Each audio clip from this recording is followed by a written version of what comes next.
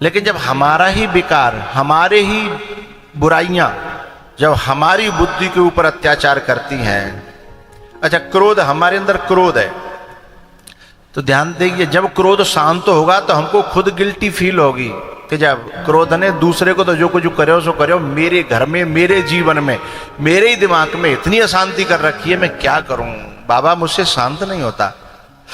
तो हम किसके परेशान किए हुए हैं? अपने ही क्रोध के। ठीक है,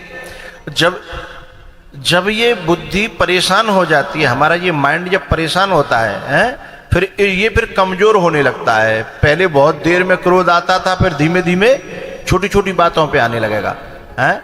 फिर उसे कहेंगे भाई इनके अंदर फ्रस्ट्रेशन रहती है, इसके अंदर जो हर समय जो है छोटी छोटी बातों को लेकर के। इसका मतलब है कि जो हमारा दिमाग था अब उसमें पेशेंस कम हो गया है, उसकी शक्ति कम हो गई है, विकार हावी हो गए हैं। ऐसी दशा में फिर हमारी बुद्धि गाय का रूप धारण करके, यानी गुरुओं के यहाँ श्रद्धा क्या है? गाय। सात्विक श्रद्धा धैन सुहाई, रामायण में कहा है। हमारी बुद्धि श्रद्धा का रूप धारण करके फिर कहाँ जाती है? देवताओं के पास। देवता कौन है? जो हमारे सद्गुण हैं, जो हमारे सद्गुण हैं, दिव्य गुण हैं, उनके पास जाती है कि कैसे करके बुराइयों ने मुझे दबा लिया है, मेरी मदद करके जीवन में ते मेरी बुराई निकालो। ठीक है, जो सद्गुण हैं या सद्गुणी हैं, यानी महात्मा, संत, गुरुजन, कथा है, इनके पास श्रद्धा रूप धारण करके हमारी बुद्धि जाती है कि कैसे करके मोजा रावण से मुक्त करो, मोह से मुक्त करो, लोभ से मुक्त करो, ईर्षा से मुक्त करो, जाने मुझे बहुत परेशान कर रखी हूँ। अब जैसे ये माताएं हैं, बढ़िया बढ़िया साड़ी पहन करके बढ़िया बढ़िया तैयार होकर के आती हैं। अब ये अपने आप से संतुष्ट है, लेकिन इनसे भी कोई दूसरी बगल वाली नेक और ज्यादा बढ़िया पहन के आती है तो ये अपनी ईर्षा से परेशान हो जाती है। बगल वाली ने परेशान नहीं किया, किसने किया?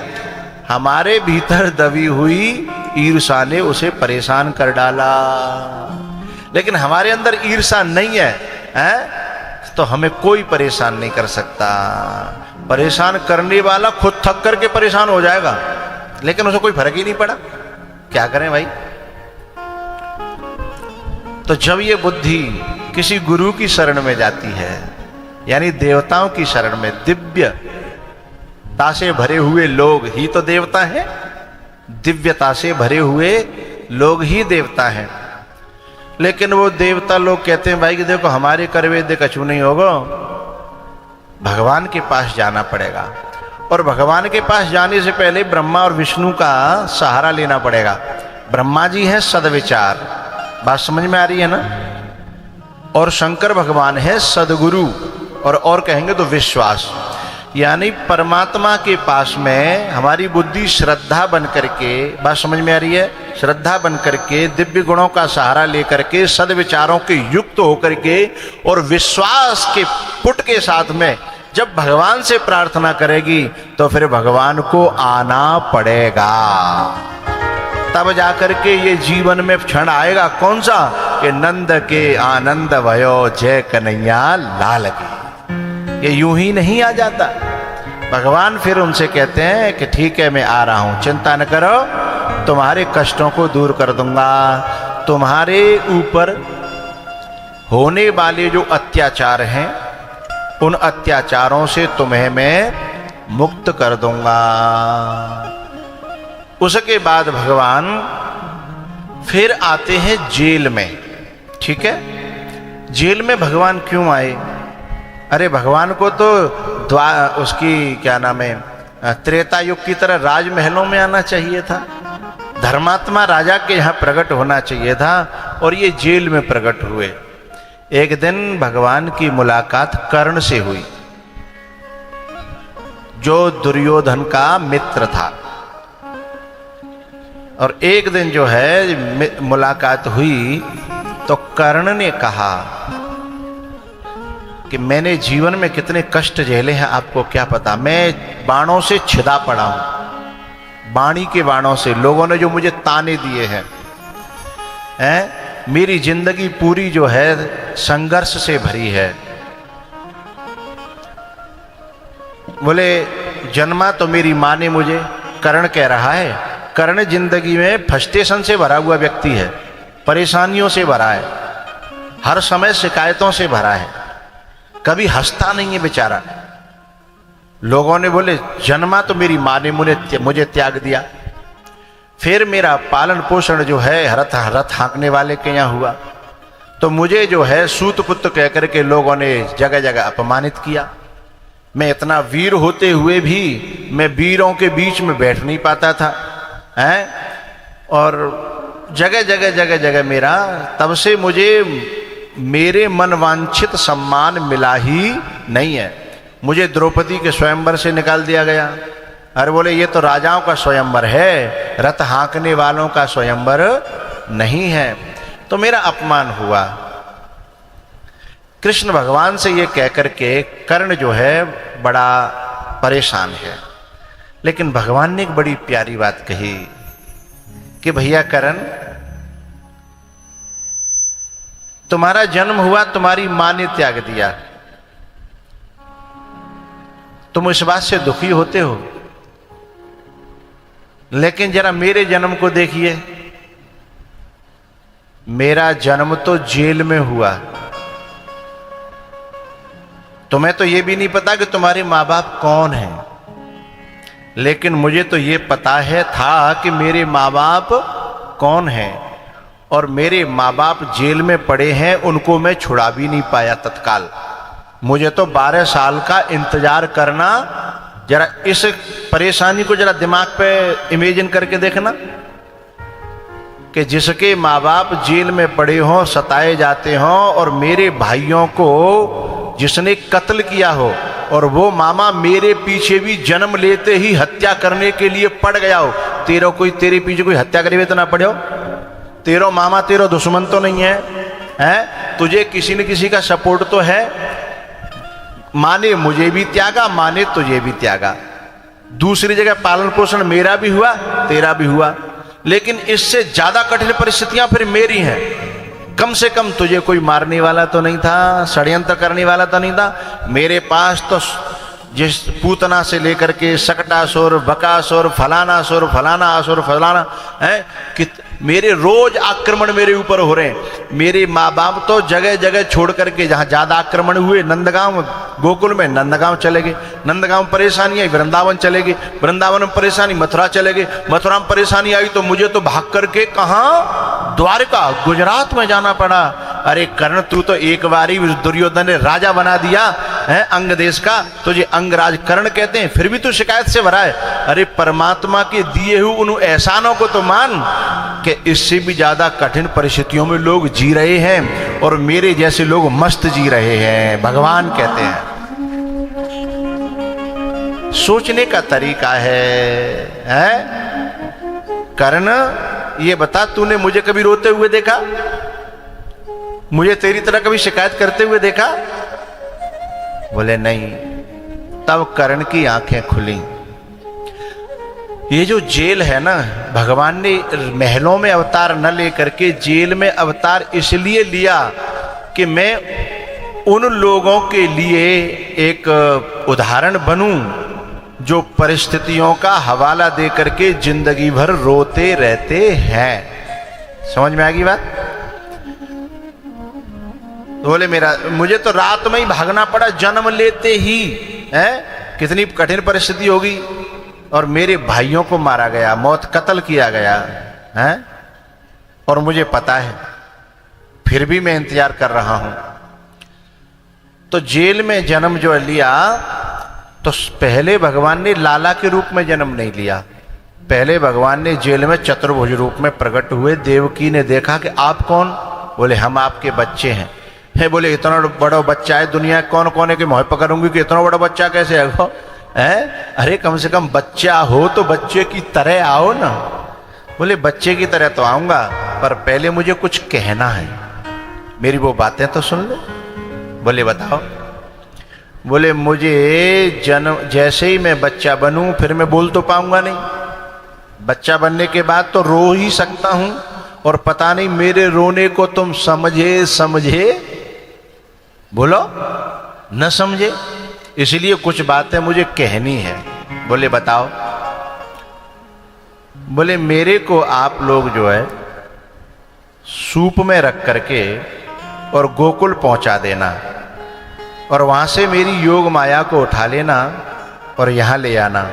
बोले फिर तुम्हें कुछ नहीं करना, फिर अपने आप होगा जो होना है। वसुदेव जी ने यह बात स्वीकार कर ली। लेकिन वसुदेव जी की जगह पे यदि हमारे जयपुर का कोई आदमी हो तो भगवान की जो है ना प्रश्न कर करके लाइन लगा देता। कैसे? अभी आपने इस विषय पे सोचा नहीं होगा, इसलिए मैं उसको उस सोच को डेवलप कर रहा हूं। सबसे पहली बात यह है कि हमें जब कोई गुरु मिलता है, कृष्णम वंदे जगत गुरुम, कृष्ण जो है ईश्वर तो है ही, लेकिन जगत के लिए गुरु के रूप में आए हैं। उन्होंने गुरु का काम किया है। गुरु जब किसी साधक को कहता है कि ये काम कर लेना, सबसे पहले साधक क्या करता है? अपनी परिस्थितियों का हवाला देता है। सिर हिलाया करो हाँ या ना का। परिस्थितियों का हवाला देता है कि कर तो लेते, पर महाराज जी अभी थोड़ा सा ये परेशानी है, अभी थोड़ा सा ये झंझट है, अभी थोड़ी ये बेड़ियां हैं, हथकड़ियां हैं, है ना। लेकिन वसुदेव जी ने एक भी हवाला नहीं दिया। जबकि कितने हवाले थे, कितने तर्क थे वसुदेव जी के पास में। अब मैं आपकी तरफ से कह रहा हूं, जयपुर का आदमी होता तो क्या कहता कि तुमने तो हाल कह दी कि तुम मुझे वहां पहुंचा देना, लेकिन पहले मेरी परिस्थिति तो देखो। मैं जो है इस 10 बाई 10 के कमरे के पूरे कमरे में भी घूम नहीं सकता। अब मैं परिस्थितियों की विकटता बता रहा हूं, परिस्थितियों की विकटता जो हम सबके जीवन में है। फिर भी गुरु का आदेश जब हो तो ये सोचना चाहिए, यदि गुरु जी कह रहे हैं तो कोई न कोई रास्ता जरूर होगा, है ये इनको दिख रहा होगा जो हमको दिखाई नहीं दे रहा है। तालियां कमजोर होती हैं तो मुझे अच्छा नहीं लगता। तो भगवान ने यदि उनकी जगह हम में से कोई होता तो, अब तर्क सुना रहा हूं, क्या क्या दे सकते थे। बोले भगवान पहुंचा तो देते, पर हमारी हालत तो देखो, हाथों में क्या पड़ी है, बोलते जाइए। पैरों में बेड़ियां, उसके बाद ताले लगे हैं, उसके बाद एक गेट नहीं है, 7 गेट हैं। हर गेट पे एक ताला है, 7 ताले हो गए। हर गेट पे 2 पहरेदार हैं दोनों साइड में, ठीक है। आधी रात है। उसके बाद जमुना जी हैं। उसके बाद आधी रात पे गोकुल में, पहले जमुना जी पार करना मुश्किल है, पहले हथकड़ी तोड़ना मुश्किल है मेरे लिए। नया हथौड़ी है, नया छेनी है, ठीक है। यदि जाए तोड़ने की कोशिश करी तो पहरेदार हैं। फिर ये ताला है, फिर एक नहीं है, 7 दरवाजों पर है। निकल भी गया बाई चांस तो यमुना जी में भादों का महीना है, सोचिएगा, यमुना जी में भादों का महीना है। कौ माई के लाल की दम है। भादों के महीने में नदी जो है अपनी फुल उफान पे होती है। और उसके बाद में जब गोकुल में प्रवेश करूंगा तो आधी रात पे कुत्तों से बचना बड़ा मुश्किल है। आधी रात पे कुत्तों से बचना बड़ा मुश्किल है, चाहे वो 4 पांव वाले हों, है। और तुमने तो कह दिया है कि मेरे को गोकुल में पहुंचा देना। तुम्हारी तो कह के जीव हाल अंदर घुस गई, मेरी परिस्थिति तो देखी होती है।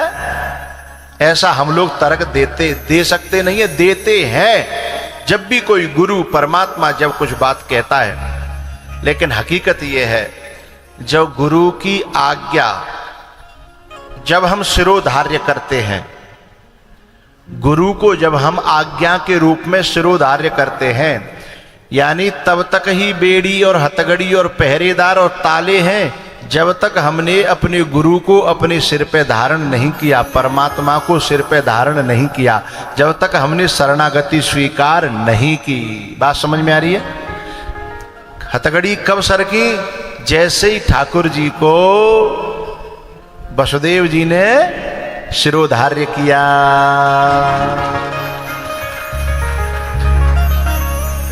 और काय में शिरोधार्य किया? सूप में, सिर पे और सूप में।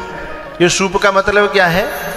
ऐसी बुद्धि जो सारग्राही है, सार सार को गहिर है और थोता दे उड़ाए, ऐसी बुद्धि में ही परमात्मा और महात्मा यानी सदगुरु टिकेगा, और नहीं तो निकल जाएगा। ये कथाएं तो आपने हमेशा सुनी होंगी, इसका आध्यात्मिक अर्थ खोल रहा हूं। और पहली बार में कोई ये मत समझना कि पूरा खोल पाएगा।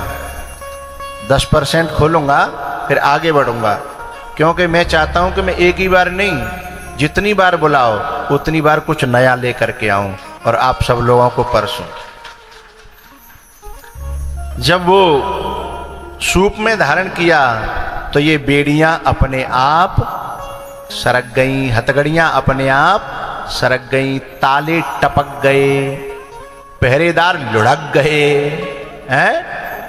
हमारे जीवन में जो मर्यादा की जो बेड़ियां हैं, हमारे ऊपर शासन की, कोई नौकरी में है, कोई बिजनेस में है, हमारी बेड़ियां पड़ी तो हैं पर दिखती नहीं है।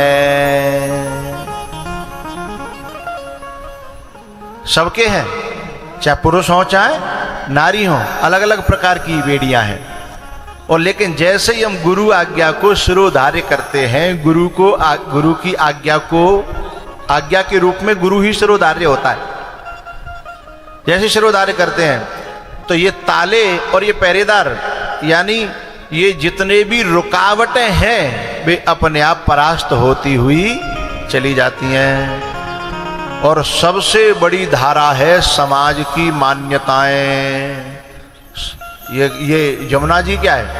समाज की मान्यताएं। इनको पार करना बड़ा मुश्किल होता है।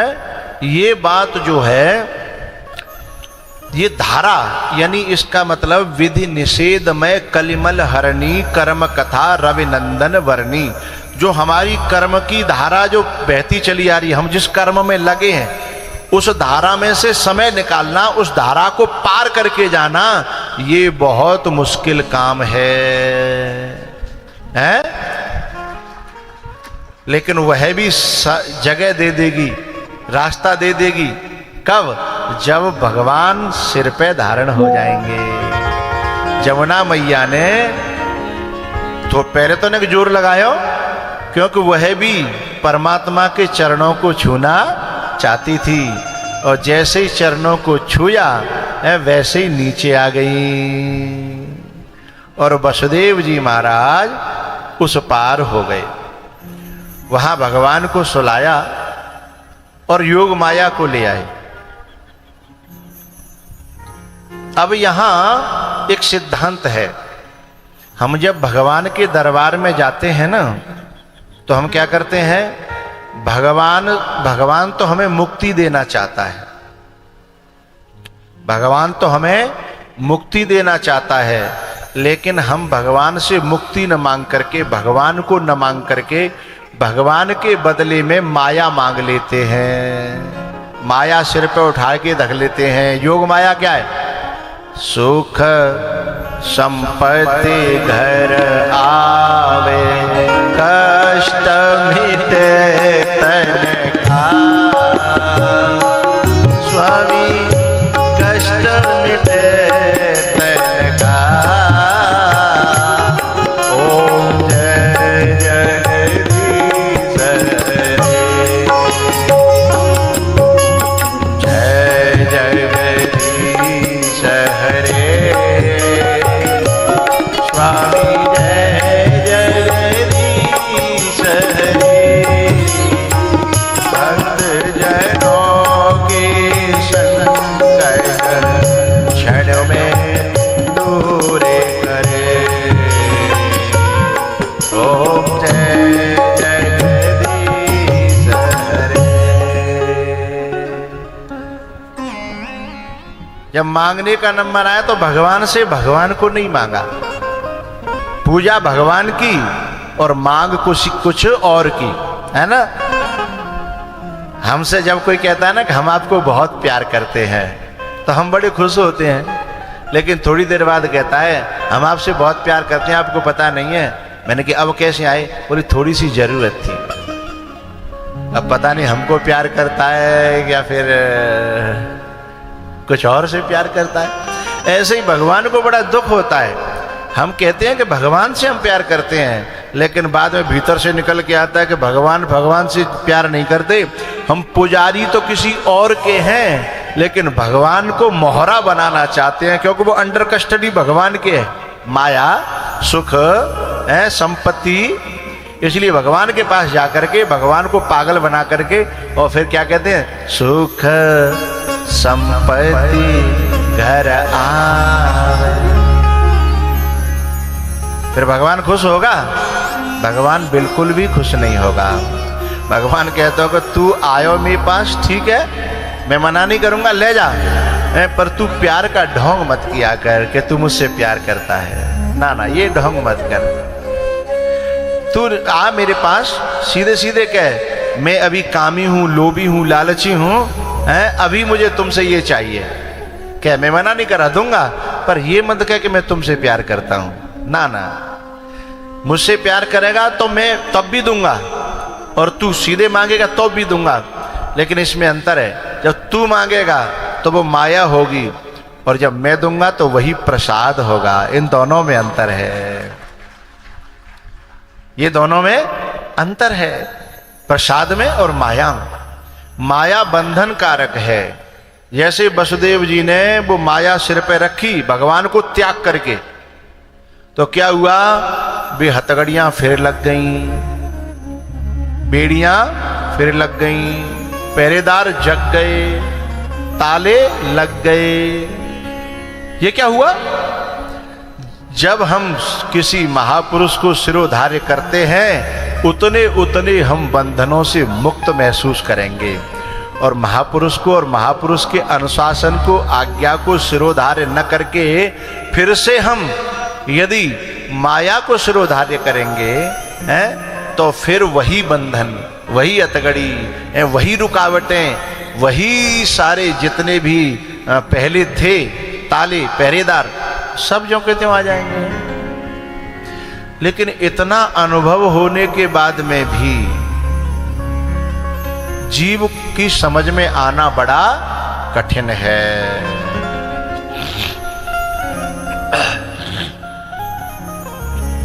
तो इधर जब भगवान, जब यहाँ कल मैंने कथा कही थी कि सब सो रहे थे गोकुल में, तो भगवान ने क्या किया, रोना प्रारंभ किया। क्योंकि भगवान कहते हैं कि मेरे आने पे भी जीव सोता रह गया, तो फिर मेरे आने का फायदा क्या हुआ।